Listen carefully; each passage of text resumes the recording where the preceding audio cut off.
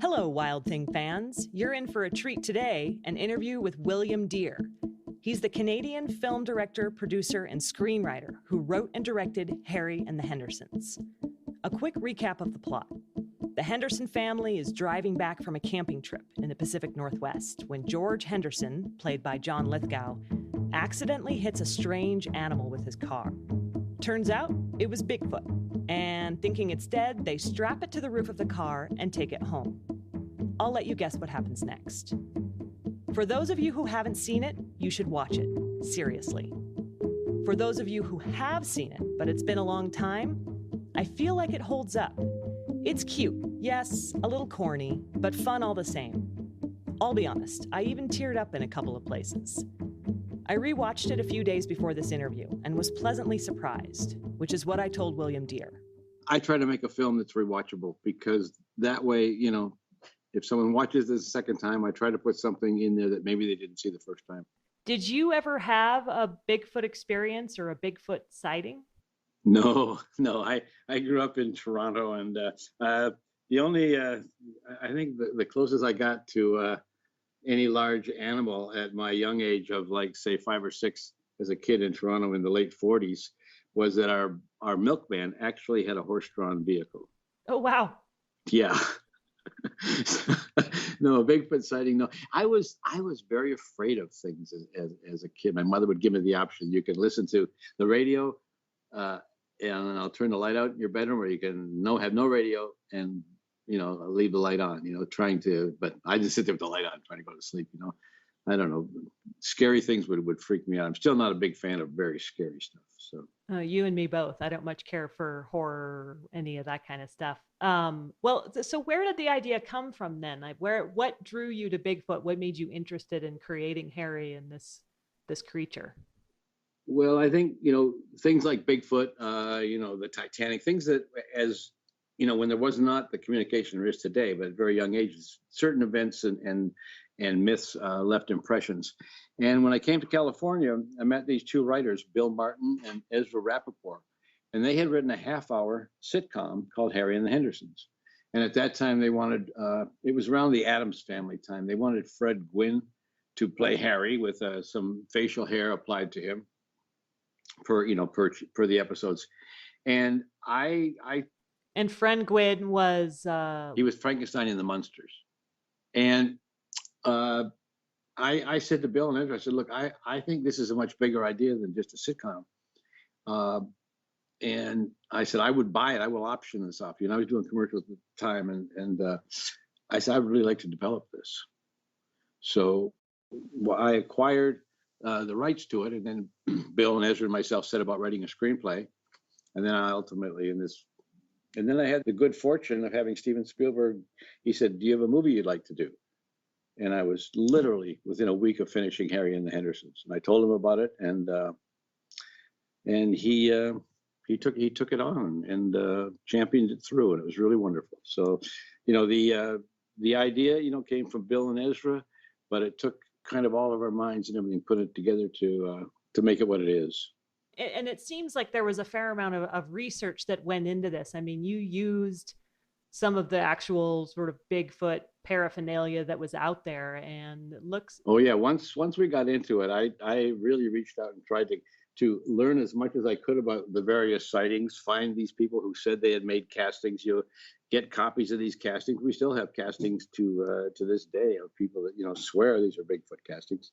But I believed some of the accounts, because there was no reason not to, because of certain similarities and stuff of the creature's habit. And there was something else. It was a phenomenon that happened when we were in the woods, and that is because one of the things about a Bigfoot, in some of the myth that we researched and in our discovery was that people miss seeing them because if something just sort of stands still in the woods and is not, bright orange or something, that your eye will probably miss it. The human eye will probably miss it. And so it was like, the Bigfoot could be standing 20, 30 feet from you and you would never know he's there. And in the very last scene of the movie, when this whole family of Bigfoot come to life, they were just standing there in front of the lens, not moving. And my producer, Richard Bain, my co-producer, he said, Bill, I mean, is this really going to work? I mean, I can see them all standing there. I said, I know you can see them all standing there, but you aren't seeing the movie frame, as it exists as a movie frame. And what happened was, when Harry goes to turn away and you're just looking at the scene, there was no special effects involved at all. Each of those creatures was standing there, just dead still in front of your eyes. And when Harry moved away, they all turned and moved.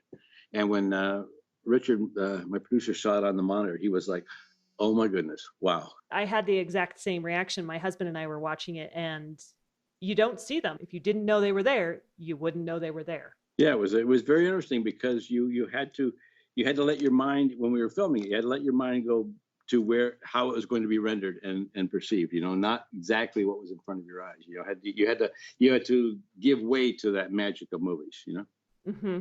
Mm-hmm. So I'm curious about the characters Jacques Lafleur and Wallace Wrightwood. Were they modeled on anyone in particular? No, I think there was a Frenchman in our research who was had said in many articles, sort of counter to those that would take a more peaceful look at a Bigfoot if it were to exist. And he was determined to hunt down the Bigfoot, and if there was one, he was going to make a trophy out of it. And I kind of modeled Lafleur after that. Lafleur's original name was DuPont, but I couldn't get it cleared for some reason. Universal couldn't clear it because I thought that name had a certain underpinning of menace. Anyway, and then the Don Amici character, Wrightwood was. I just wanted somebody who was a believer and was the kind of person that you knew would take to his grave the belief, had he never seen one. That's why the scene where he sees Harry is to me it's still a very emotional scene, So I wanted that side. And then I wanted at the very end, I wanted the villain, of course, to also see that side.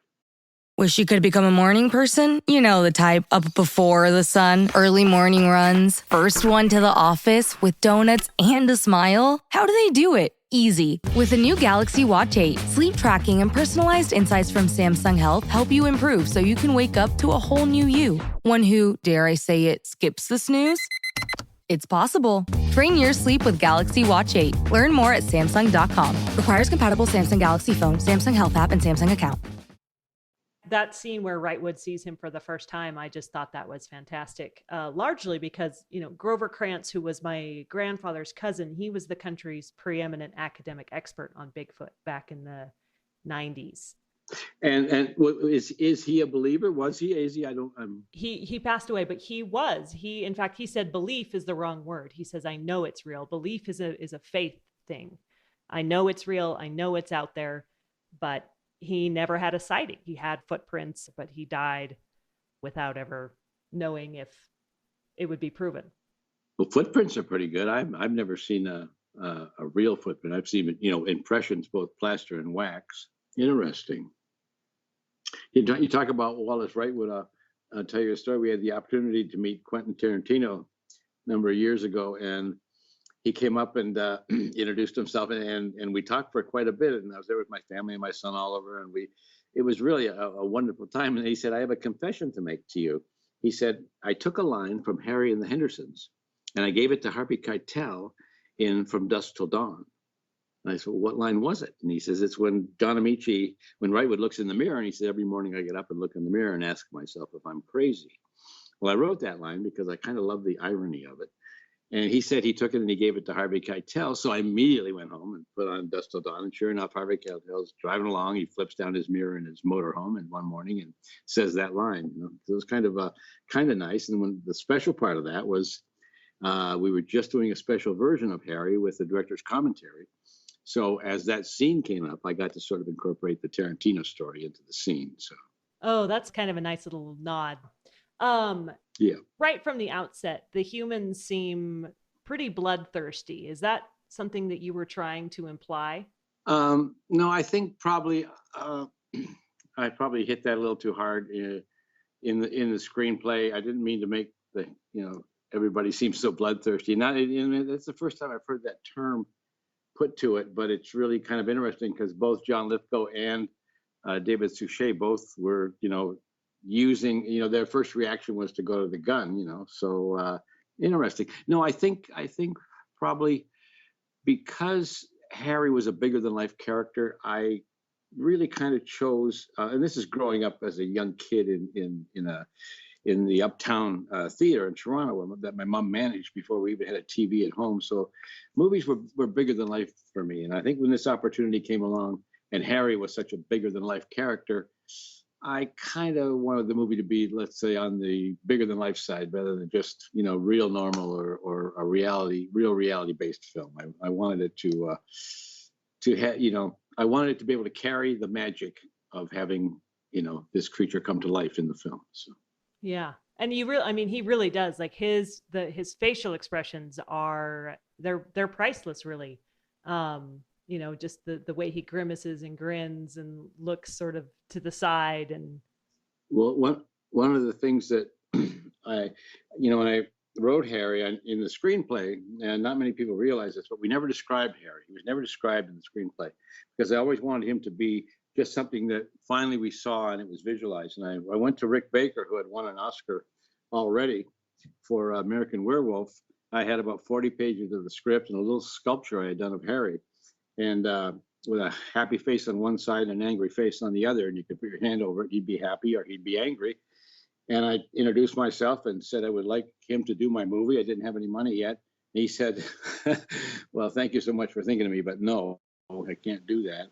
And I just never stopped sort of persisting. And when I got the opportunity to do the movie through Amblin, I went back to Rick, and he was the first person I went to, and of course he said yes. So that was his second Oscar. So, but one of the things I was getting to is that in designing the creature, I had a real specific look I wanted, but I insisted that whatever Rick's makeup was with the prosthetics and the motors inside the face and everything, the elongated head, the actor had to be able to use his real eyes, because Rick had suggested using mechanical eyes that we could do this and that. And I said, no, I have to have the real eyes of the actor. So the only thing we were sort of, I would still go along with changing was the color of his pupils. And it was really important when you say how expressive Harry is. I really think it goes back to the fact that we really kept the actor's eyes alive in the prosthetic face. I did not realize that those were his real eyes, but they did look very realistic. So that is definitely part of why he is such a character in this. It's fun to work with people also, like in creating it, Rick Baker. At the time we did the movie, the only real Bigfoot evidence that they call evidence was the Patterson film. And everybody's kind of seen it. It's a big loping, Bigfoot kind of sideways walking across the screen.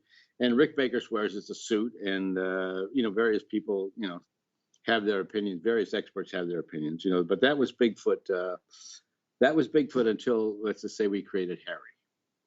And then Harry, to me, has I don't want this to sound wrong, but it has. I really believe since it came out in 1986 that it has redefined the Bigfoot until somebody does a better or more memorable job. Do you think this movie would have been different if you had done it in the present? If I had done this movie in the past 3 or 4 years?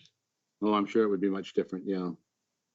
Because I think back then, like you say, with the 80s and the things that were happening back then, you could sort of, like I said, you could play it a little more cartoony, and I don't mean that in a really corny, super slapstick way. I just mean that things could be a little bigger than life, as simple and wonderful as stories are, like E.T., the simplicity of that, it just was right there and said, if you don't want to believe it, don't believe it. But, we're going to show it to you the way we want to show it to you. You know what I mean? And that's sort of the attitude that, and then, things got a little too real, a little too serious. I like things that are light and lyrical, why not? And now it's almost a little too spectacular because, when things that, effects that used to wow you become kind of commonplace, I don't know. I still love a little story that tugs at my heart and sort of makes me cry, the way, I look at movies and stories, I want some emotion in there, I don't want all this flash and dazzle. How did Harry and the Hendersons rank with all the other movies you've directed and written and worked on in terms of personal? Well, I have sort of three favorites. I have Harry and the Hendersons is, of course, my favorite. Angels in the Outfield, which I directed. I didn't write, but I directed. It's a really favorite film of mine. And The Perfect Game, which unfortunately didn't get a very wide release. But Harry's, I'm very grateful that, when people, I don't go around, with a sign on, but someone will say, Bill's a film director, and they go, what have you done? I'm very grateful to say that I didn't do the Tumbling Ninjas 7. I'm lucky to say I have Harry and the Hendersons and Angels in the Outfield. And when they recognize the title, it's very gratifying. You feel, wow, that person remembered that. That was William Dear, writer and director of Harry and the Hendersons, which, by the way, won an Academy Award for Best Makeup. I hope you're enjoying Wild Thing. Please leave us a rating wherever you get your podcasts. And you can follow us on social media at Wild Thing Pod. And check out our website, wildthingpodcast.com.